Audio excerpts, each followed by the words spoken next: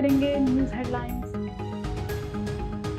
بلوچستان کے امن پروار مساخیل میں 23 مسافر قتل، مسلح افراد نے بچوں کو گاڑی سے اتار کر شناخت کے بعد گولیاں ماری، دہشت گردوں نے 20 سے زائد گاڑیاں بھی جلا دی، دہشت گردوں کا ٹول پلازا ہوٹل اور اسپتال پر بھی دھاوا، مظلوم دہشت گردوں کا لیوز تھانے پر حملہ ریکارڈ جلا دیا، صدی قومی شاہراہ سے 4 افراد کی لاشیں برآمد، دہشت گردوں نے ریلوے پل پر بارودی مواد سے بھی اڑا دیا۔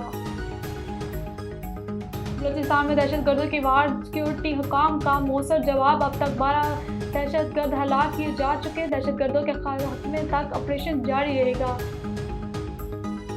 صدر اور وزیر اعظم کی بلوچستان میں دہشت گردی کی مذمت، ملک میں کسی قسم کی دہشت گردی قبول نہیں، وزیر اعظم نے کہا ذمہ دار عبرتناک انجام سے بچ نہیں پائیں گے۔ انٹرنیٹ سلو کیوں ہے؟ حکومت کوئی تسلی بخش جواب نہ دے سکی، خرابی کا علم نہیں تو روشن چھوڑ دیں، چیف جسٹس وکیل پر بھرم، اسلام آباد ہائی کورٹ نے 3 ستمبر کو تفصیلی رپورٹ طلب کر لی، ممبر ٹیکنیکل وزارت آئی ٹی آئندہ سماعت پر حیثیت میں طلب۔ اور 1 سال میں بجلی کی قیمت میں کمی نظر آئے گی، وزیر توانائی نے کہا آئی پی پی سے متعلق فیصلہ اتفاق رائے سے ہوگا، اویس لغاری نے کہا بجلی چوری روکنے کے لیے محکموں کو فری ہینڈ دیا ہے۔